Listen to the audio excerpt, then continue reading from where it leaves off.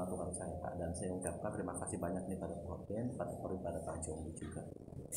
Gitu. Jadi pada hari ini Pak, tepatnya di hari Rabu tanggal 23 Agustus 2022, izinkan saya ya Pak Ben, Pak Jombi, untuk menyampaikan skripsi saya berjudul Pengaruh Pelayanan Nasabah dan Citra Perusahaan Asuransi terhadap Keputusan Pembelian Asuransi Jiwa PT Benelife Indonesia. Seperti itu. Baik, pertama-tama Pak yang ingin saya sampaikan yang melatar belakangi saya ini Pak untuk mengambil program asuransi, judul ini adalah pertama, perilaku nasabah saat ini menjadi sangat erat kaitannya dalam proses pengambilan keputusan, apalagi saat ini sudah begitu banyak perusahaan asuransi yang menawarkan program asuransi sesuai dengan kebutuhan daripada nasabah, tapi terkhusus untuk di masa-masa ini gitu ya Pak, yang mana sebuah masyarakat saat ini semakin hari semakin peduli dengan kesehatan, terutama soal adanya lonjakan kasus pandemi COVID-19 yang merebak hampir di seluruh di seluruh wilayah di Indonesia. Nah, perusahaan asuransi saat ini juga harus lebih jeli dan lebih memfokuskan diri untuk menargetkan segala hal yang mengarah pada keputusan pembelian, termasuk diantaranya adalah strategi-strategi baru, kebijakan-kebijakan baru yang menambah keyakinan masyarakat dalam hal ini nasabah Pak, untuk memilih produk asuransi yang sesuai dengan kondisi saat ini, seperti itu. Dan di sini untuk rumusan masalah, maksudnya untuk identifikasi masalah yang saya temui di lapangan adalah nasabah cenderung Pak saat ini memilih program asuransi yang mana memiliki kemudahan terutama dalam segi pelayanan untuk pencairan klaim, itu yang paling penting soalnya. Nah, yang kedua, saat ini juga saya melihat pelayanan serta citra perusahaan menjadi salah satu faktor utama pilihan nasabah untuk mengambil keputusan untuk asuransi sendiri. Kemudian dikarenakan pandemi virus COVID-19 yang merebak di seluruh Indonesia, jadi saat ini perusahaan asuransi yang membuat program asuransi diwajibkan nih Pak mengcover juga wabah virus corona, dan hal itu menimbulkan persaingan yang semakin ketat untuk mempertahankan eksistensi dari perusahaan itu sendiri. Nah, di sini rumusan masalah yang saya buat saat ini adalah bagaimana pengaruh pelayanan terhadap close program.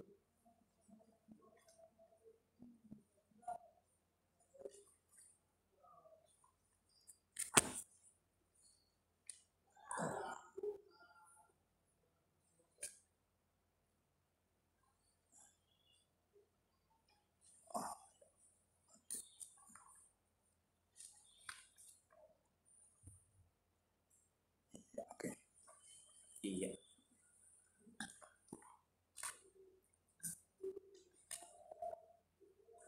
Baik, jadi rumusan masalah yang saya buat di sini adalah bagaimana pengaruh dari pelayanan nasabah terhadap pengambilan keputusan pembelian asuransi jiwa. Yang kedua adalah pengaruh citra perusahaan asuransi terhadap keputusan pembelian asuransi jiwa, dan terakhir bagaimana pengaruh dari pelayanan nasabah dan citra perusahaan secara bersama-sama terhadap keputusan pembelian asuransi jiwa. Dan untuk manfaat teoritis dari penelitian ini adalah bagi saya secara pribadi ini adalah salah satu pengaplikasian terbaik Pak, pengaplikasian terbaik dari ilmu yang telah saya dapatkan selama berkuliah di SKIG, seperti itu. Dan untuk penelitian lain maksud saya di sini diharapkan bisa menjadi rujukan tentunya untuk sumber informasi dan juga bahan referensi bagi peneliti lain guna untuk nantinya melakukan penelitian kedepannya terkhusus di bidang pemasaran asuransi, seperti itu. Dan tujuan dari penelitian yang saya lakukan saat ini adalah untuk mengetahui nih Pak pengaruh pelayanan nasabah dan citra terhadap keputusan pembelian asuransi jiwa.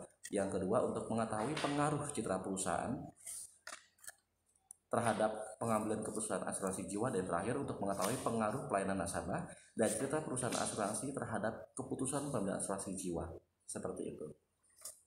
Nah, kemudian untuk tinjauan pustaka yang saat ini saya gunakan adalah untuk teori-teorinya sendiri itu dari Kotler, punya Munir, Sumarwan, dan juga dari HM Purwosicipto. Dan untuk teori dari pelayanan sendiri ini adalah serangkaian kegiatan yang berlangsung secara rutin Pak dan berkesinambungan meliputi seluruh kehidupan orang dan dalam masyarakat.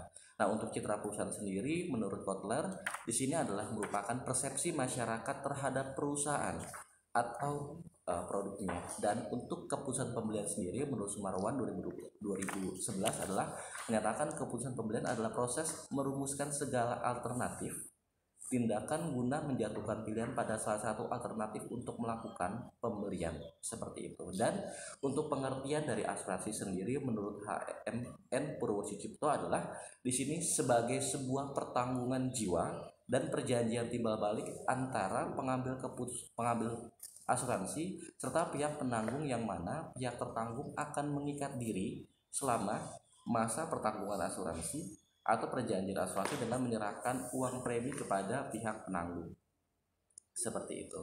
Dan untuk tempat penelitiannya sendiri Pak, saya lakukan ini di Menara Centennial, maksudnya di PT BNLF di Menara Centennial lantai 9 di Jalan Gatot Subroto selama 2 bulan berturut-turut, yaitu di bulan Juni dan juga bulan Juli. Dan teknik pengumpulan data yang saya lakukan di sini menggunakan teknik kuesioner, wawancara, juga dokumentasi. Dan untuk metode penelitian saya gunakan saat ini adalah metode kuantitatif dengan menggunakan SPSS 21. Dan tentunya untuk sampel yang saya ambil adalah semua maksudnya adalah respon dari 60 nasabah dari PT BNLF yang tentunya sudah mengambil program asuransi dari BNLF itu sendiri Pak, seperti itu.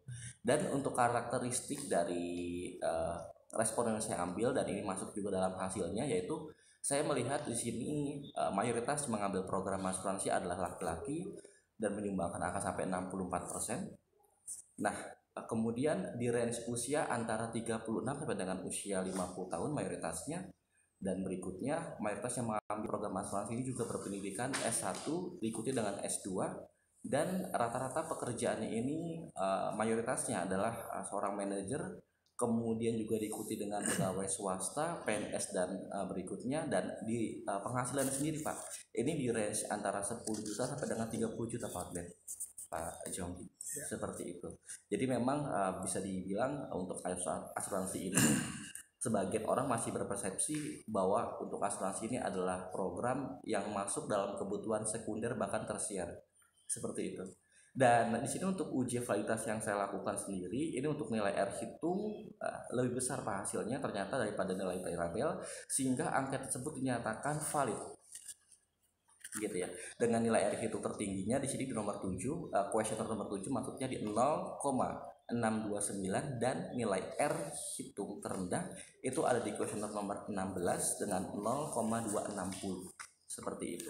Dan uji reliabilitas sendiri Pak di sini untuk variabel X1 menunjukkan nilai di 0,870, kemudian X2 di 0,655, yang semuanya ini dinyatakan reliable ya Pak, baik S1 ataupun X2, seperti itu.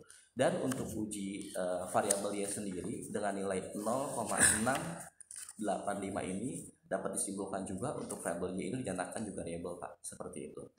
Dan untuk uji normalitasnya sendiri dari gambar yang terlihat di sebelah kanan menunjukkan bahwa data atau titik-titik menyebar di sekitar garis diagonal serta menyebarnya mengikuti garis diagonal, yang berarti bahwa model regresi layak digunakan untuk memprediksi variabel keputusan pembelian berdasarkan masukan dari variabel citra perusahaan. Dan untuk uji heterokedastisitasnya sendiri berdasarkan grafik yang di sebelah kanan ini terlihat dengan jelas titik-titik menyebar secara acak, tidak membentuk pola tertentu yang jelas, serta menyebar baik di bawah ataupun di atas dari angka 0 hingga ke sumbu Y, pada sumbu Y maksudnya, seperti itu. Dan untuk hasil dari uji multilinearitas sendiri untuk VIV-nya sendiri atau variance influence faktornya sendiri di sini menunjukkan angka untuk X1-nya menunjukkan angka di 1,577 diikuti dengan X2-nya di angka yang sama di 1,577, yang berarti setiap variabel terbebas dari asumsi klasik multilinearitas karena hasilnya lebih kecil dari 10, seperti itu. Dan untuk hasil regresi linear berganda ya Pak, di sini saya temukan di R hitung variabel pelayanan sendiri terhadap variabel keputusan pembelian adalah di angka 0,611, yang menunjukkan korelasi yang kuat antara variabel pelayanan dan terhadap maksudnya variabel keputusan pembelian. Dan untuk R hitung variabel citra perusahaan terhadap variabel keputusan menunjukkan angka di 0,485, dan angka ini menunjukkan korelasi yang kuat juga Pak antara citra perusahaan terhadap keputusan pembelian asuransi jiwa. Seperti itu. Dan yang terakhir untuk uji regresinya sendiri di sini membuktikan korelasi yang kuat juga karena terbukti untuk variabel pelayanan dan juga citra perusahaan secara bersama-sama menunjukkan angka di 0,721, yang artinya membuktikan korelasi yang kuat antara variabel pelayanan dan juga citra perusahaan Pak, seperti itu. Dan di sini artinya Pak, kita juga melihat dari tabel di sini yang besar pengaruh antara variabel pelayanan nasabah, citra perusahaan dan keputusan pembelian adalah sebesar 37%, dan besarnya variabel ini dipengaruhi keputusan pembelian lainnya adalah sebesar 63%. Nah, untuk hasil uji T sendiri di sini diketahui ya Pak, di sini untuk variabel pelayanan X1-nya sendiri untuk koefisiensi diperoleh T hitungnya ada 3,0331 dengan nilai signifikansi sebesar 0,003 yang artinya 0,3%. Hal ini berarti probabilitas 0,3% itu lebih kecil daripada 5%. Dan T tabel sendiri menunjukkan angka di 2,052, jadi T hitung lebih besar ketimbang T tabel, yang mana secara empiris HO ditolak dan HI diterima. Artinya bahwa variabel pelayanan nasabah berpengaruh signifikan terhadap keputusan pembelian asuransi di PT Benlife Indonesia Jakarta Selatan. Dan untuk uji T diketahui juga untuk X2 nya atau citra perusahaan sendiri untuk pada tabel koefisiensi untuk T hitung adalah di 2,896 dengan nilai signifikannya adalah 0,007 atau 0,7%, yang artinya probabilitas sebesar 0,007 atau 0,7% itu lebih kecil ketimbang 5%.